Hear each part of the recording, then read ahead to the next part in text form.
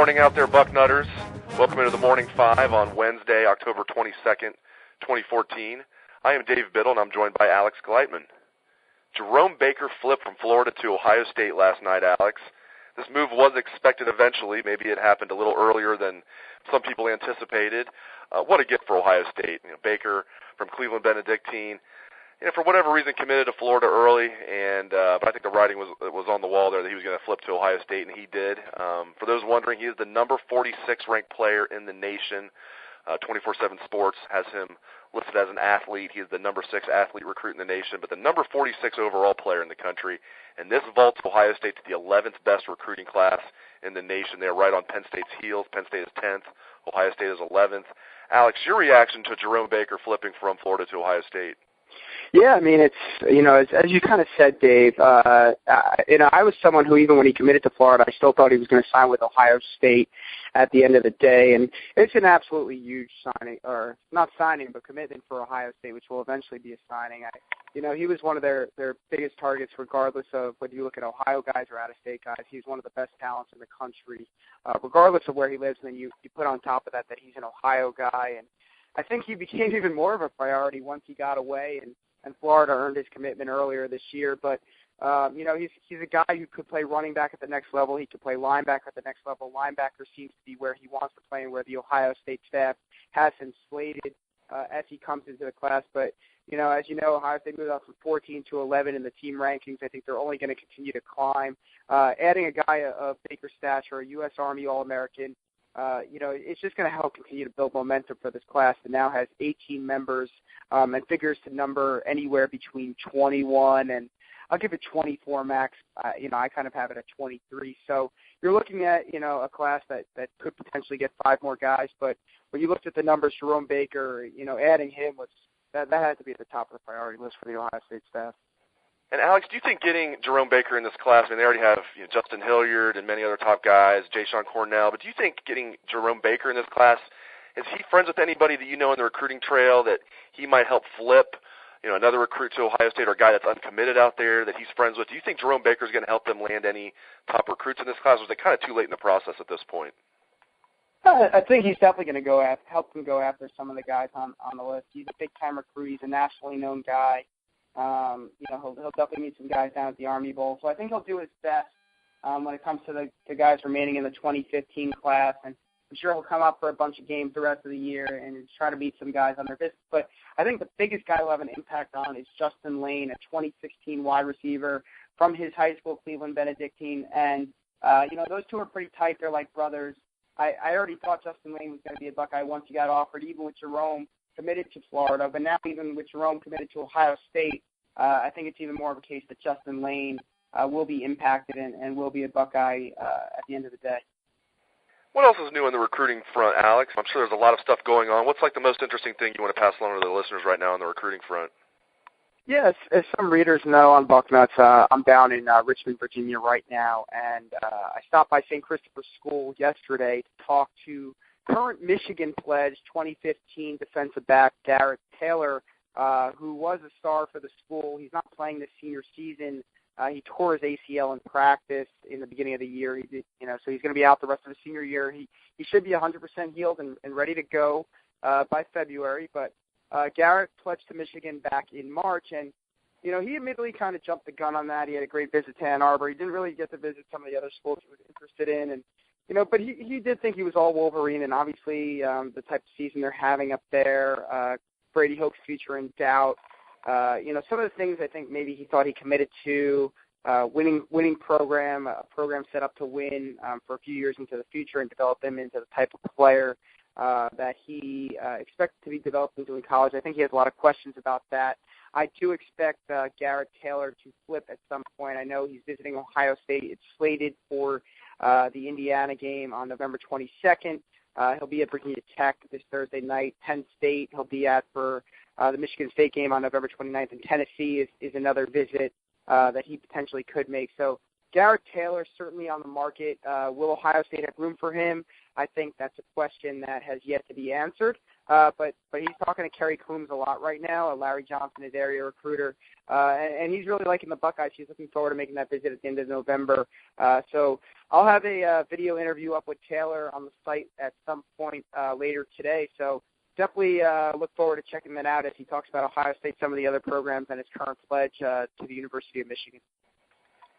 It is, of course, Penn State week. Ohio State is favored by 14 over the Nittany Lions. That line opened at 11.5. It has jumped to 14. I still think that is too low, but I think the Buckeyes should be favored by more than that. I don't think this is going to be all that close, but maybe playing at home at night, fresh off a bye week, will help Penn State more than I'm anticipating. I just think this is an average at best Penn State team. Ohio State is on a roll. The Buckeyes are going to win by 3 touchdowns. What are your thoughts? Not that you're a betting man, but just for fun. I mean, if you had to bet one way or the other on 14-point spread for Ohio State, Penn State, where are you going on that, Alex? I made it clear which way I'm going. I'm taking the Buckeyes. Yeah, I'm taking the Buckeyes too. I actually think it will be a closer game than most people think, at least in the first half. I think that this is a game that James Franklin circled on his calendar when he got the job. I think this is the type of program-changing type of win to give your program momentum on the recruiting trail and in the locker room. I think, you could write the script on this. We've seen it hundreds of times. An inferior team just stuns a far superior team at home in a night game in a whiteout. It's their game of the year. If they were going to go 1-11 this year and they had to pick one game to win, it would be the Ohio State game for Penn State. So I think emotions are going to be high. I think they're going to be playing tough early on. I think J.T. Barrett has not seen an environment like this yet as the starting quarterback of Ohio State. No disrespect to the folks down in College Park, Maryland, but 110,000 screaming fans who are going to be passionate about the game, as will their players and coaches. I think they keep it somewhat close in the first half before Ohio State just overpowers them with too much talent and pulls away. I'm predicting something to the tune of about, maybe something in the low 40s, maybe 41-17, something to that effect, 42-17, 45-20, something in that range. They do hate Ohio State there. There's no doubt about it. They look at Ohio State as their number one rival, and maybe that'll change over the years with Maryland and Rutgers joining. I don't necessarily think it will. But right now they look at Ohio State as their number one rival, and they hate Ohio State. Maybe that'll help the players out. I don't know. I just think this team is not very good. But we'll see. You're right. They will have that. They're going to be fresh coming off the bye week. This is their game of the year. This is going to be their Super Bowl. So Ohio State has to be mentally prepared for that, and I think they will be. Really quick, I want to touch on Jalin Marshall. He's really coming into his own. Urban Meyer said on Tuesday that Marshall, quote, was not a good practice player last season, unquote, when he redshirted. A lot of people were, why did Jalin Marshall redshirt? Well, I think now we know. First of all, he was switching positions, and, Urban Meyer says he wasn't a good practice player. Now, Meyer says he's done a complete 180. He says Marshall's one of the best practice players on the entire team. He's really coming into his own. Alex, I love that Marshall is the main punt returner now. I love that he's getting more touches offensively. I'd like to see him get more, but there's only so many touches to go around. This offense is doing such a great job. I can't complain that he's not getting more touches. I just like that he's now the main punt returner. This kid is just a natural football player, and it's interesting. I just thought it was interesting what Urban Meyer said, that he wasn't a good practice player. Now he is, and that's got to be the main reason that Jalin Marshall is starting to emerge for the Buckeyes.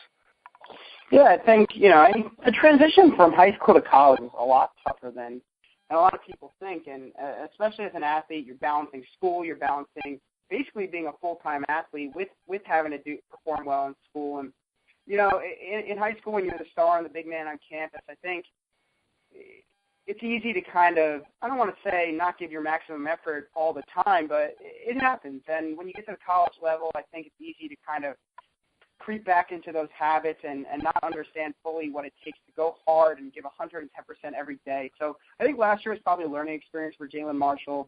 He obviously got hurt. He redshirted. Again, adapting to school and adapting to being a big-time college football player, it couldn't have been easy.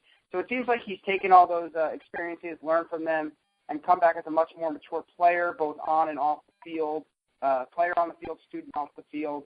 He's doing all the right things, and he's starting to produce on the field. And I think, each and every game, each and every snap it takes, you're going to see his role gradually increase for the Buckeyes. His punt returns, I think you're going to see them do a lot of creative things with him. Maybe we've seen a little bit of Wildcat so far. I think we could see more of that. And just finding ways to get him the ball. He's playing kind of that slot receiver position, that Dontre Wilson. Him and Dontre are flipping off time, but I could see Jalin eventually growing into an outside receiver and playing in the slot a little bit, but I think being more dynamic as a player and being able to do more things for the Buckeyes as he continues to mature, again, both on and off the field. This was a long Bucknuts Morning 5, but hey, when Jerome Baker flips, we're going to make a lengthy Bucknuts Morning 5, even for our lofty standards. Some people have suggested we should make it to BM10. Maybe we will do that. Bucknuts Morning 15. Maybe we'll get there at one point. Great stuff out of Alex Gleitman. Real quick, Wednesday night is always a big night for team coverage. I want to remind the listeners about that. We will interview Urban Meyer tonight after practice. That'll be around 6:30. We'll also interview a handful of players. Steve Hellwag and I will be there covering it. So look for a story and video on what Coach Meyer has to say. We'll get that posted as soon as we can, hopefully around 7:30, and then we'll follow with bolts, stories, and videos on what the players have to say. Thanks again to Alex Gleitman. Thanks to all the listeners out there. Take it away, best damn band in the land.